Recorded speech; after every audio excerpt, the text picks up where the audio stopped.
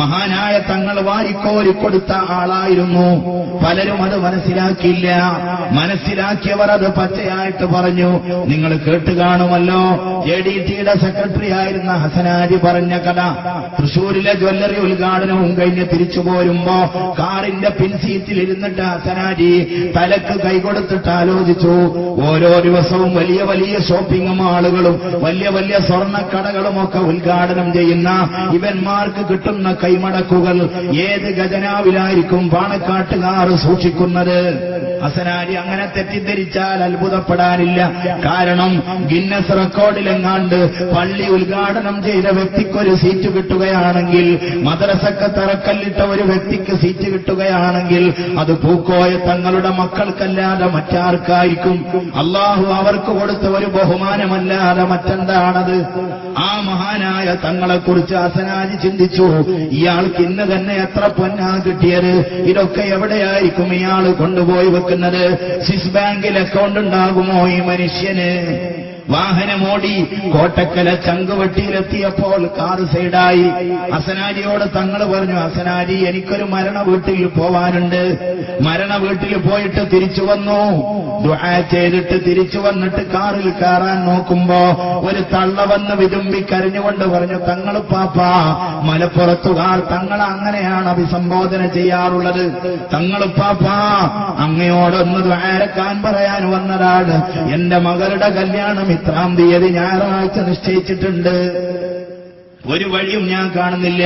തങ്ങളൊന്ന് ദുആരക്കണം. തങ്ങളുടെ ദുആയെ അവർ പ്രതീക്ഷിക്കുന്നുള്ളൂ. മഹാനായ തങ്ങൾ റോഡ് സൈഡിൽ നിന്ന് തന്റെ തലപ്പാവ് നേരെയാക്കി ഫാത്തിഹ വിളിച്ചിട്ട് ദീർഘനേരം ആ പെണ്ണിന് ദുആ ചെയ്തു കൊടുത്തു.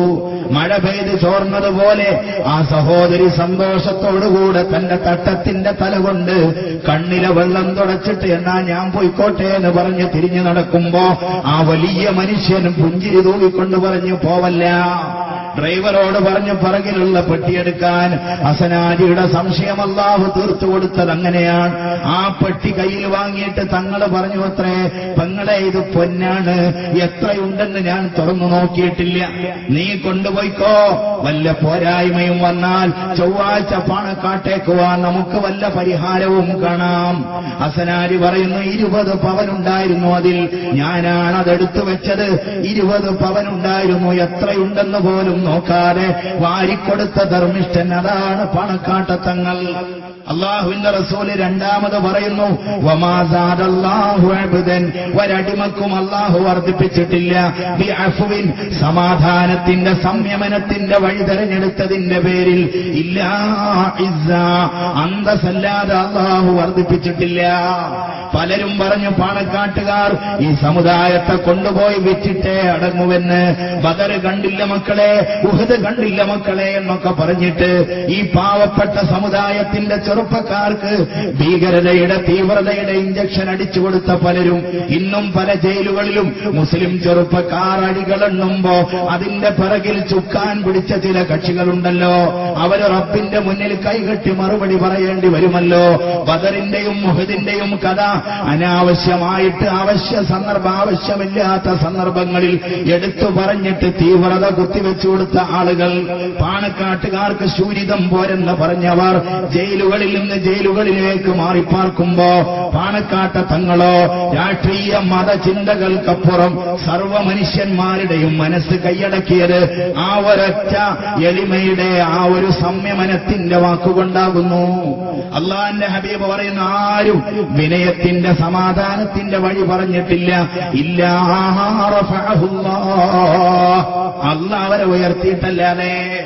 നിസ്കാരപ്പള്ളിയുടെ തൊട്ടടുത്ത് ഒരു ഹൈന്ദവ സഹോദരന്റെ വീട്, അവന്റെ പറമ്പിൽ നിന്ന് ചാഞ്ഞ തെങ്ങിൽ നിന്ന് നിരന്തരം തേങ്ങ വീണിട്ട് പള്ളിയുടെ ഓട് പൊട്ടിപ്പോവുക. കമ്മിറ്റി യോഗം ചേർന്നിട്ട് തെങ്ങ് മുറിക്കാൻ തീരുമാനിച്ചു. അയാൾ പറഞ്ഞു, എന്റെ തെങ്ങ് മുറിക്കാൻ എനിക്ക് വിഷമമുണ്ട്, എന്റെ അത് മുറിച്ചാലെന്ന് ചോദിച്ചിട്ടൊരു വിഭാഗം, അത് മുറിക്കാൻ പറയാൻ നിങ്ങൾ ആരെന്ന് ചോദിച്ചിട്ട് വേറൊരു വിഭാഗം. കമ്മ്യൂണലായ വിഷയമായിട്ട് മാറുമോ, വർഗീയ ലഹളയാകുമോ എന്ന ഭയം വന്നപ്പോ ഏതൊക്കെയോ ചില സുമനസ്സുകൾ പറഞ്ഞു, നമുക്കൊരു മധ്യസ്ഥനെ കാണാം. ഹിന്ദുവിനെയും മുസ്ലിമിനെയും ഒരു മേശക്ക് ചുറ്റുമിരുത്തിയിട്ട് മധ്യസ്ഥത പറയാൻ അർഹതപ്പെട്ടവൻ മറ്റാരുമല്ല, ഹജറുൽ അസ്വദ് തന്റെ തലപ്പാവിൽ കെട്ടിയിട്ട് എടുത്തു വെച്ചിട്ട് ലോകത്ത് മധ്യസ്ഥതയിലൂടെ വിപ്ലവം സൃഷ്ടിച്ച മുഹമ്മദ് നബി സല്ലല്ലാഹു അലൈഹി വസല്ലമയുടെ പേരമക്കളല്ലാതെ വേറെ ആരാണതിനുള്ളത്? പാണക്കാട്ട് ചെന്നിട്ട് കാര്യം പറഞ്ഞു. മഹാനായ തങ്ങൾ ദീർഘനേരം അത് കേട്ടു.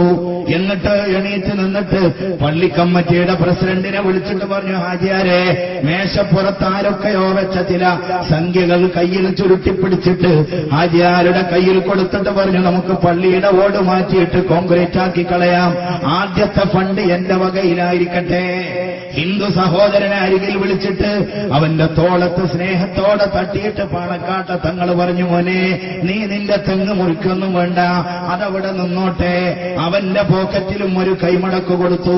അൽവിയാക്കയുടെ കട്ടൻ കാപ്പിയും കുടിച്ചിട്ട് വൈരാഗ്യത്തോടെ വന്നവർ രണ്ട് കൈയും ചേർത്ത് പിടിച്ച് സന്തോഷത്തോടെ തിരിച്ചുപോയി. ഹിന്ദു സഹോദരന്റെ വീട്ടിൽ ആളുകൾ കാത്തു നിൽക്കുന്നു. എന്താടാ പാണക്കാട്ട തങ്ങൾ പറഞ്ഞത്? അവന്റെ അമ്മ ഇറങ്ങി വന്നിട്ട് ചോദിച്ചു, എന്താടാ തങ്ങൾ പറഞ്ഞത്? പോക്കറ്റിൽ ചുരുക്കി വെച്ച കാശെടുത്തിട്ട് അമ്മയുടെ കയ്യിൽ കൊടുത്തിട്ട് പറഞ്ഞത്, എനിക്ക് പാണക്കാട്ട തങ്ങൾ തന്നതാണമ്മേ. അമ്മേ, തങ്ങൾ പറഞ്ഞത് തെങ്ങ് മുറിക്കണ്ടെന്നാണ്.